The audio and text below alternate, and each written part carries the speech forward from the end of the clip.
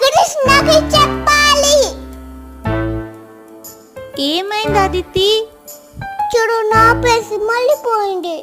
నువ్వు వరి కాకు, మనం స్కూల్ వెళ్ళి వాళ్ళని దొరకపడదాం.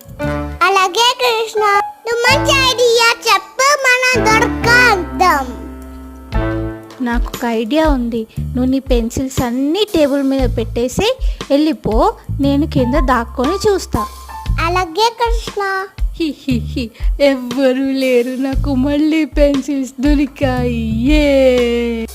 ఆహా, నువ్వా కన్సు తీసుకునేది పెన్సిల్స్? నీ పని రేపు చెప్తా నాకు. సారీ అదితి, నీ పెన్సిల్స్ తీసుకో. నేను నీతో మాట్లాడాను. నీకు కావాలంటే అవి తీసుకో. ఇలా దొంగతనం చేయడం తప్పు.